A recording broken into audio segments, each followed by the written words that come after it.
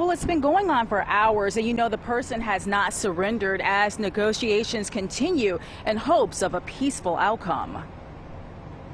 Tense moments in Mount Clemens on the 4th of July. It's a dangerous and a very, very scary situation. Just before noon, investigators were called to a condominium complex after 2 residents got into a dispute over a dog. Upon their arrival, the subject went back into his condominium.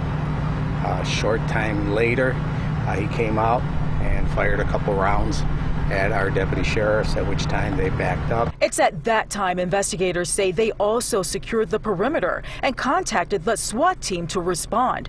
A few moments later, the man with the gun reappears. The suspect came out a second time, fired multiple rounds at the deputies.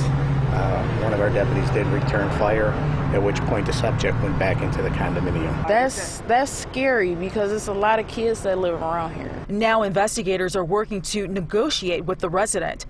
Currently, he is inside the condominium.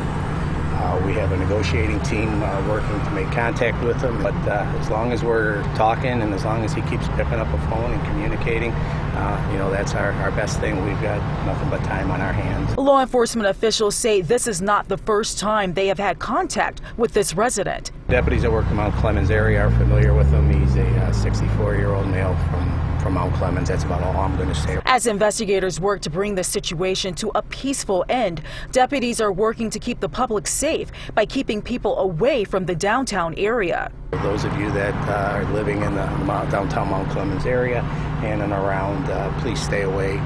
We have most of the roads closed down in this situation. Drivers say the detours are frustrating. Especially pulling the camper. All I want to do is go to that apartment building right there. And if they let me go through the lot, I can pull right onto the street and be there in 2 minutes. Deputies are also working to keep the condo residents safe. We just received within the last hour a complete phone list of residents, so we are making contact.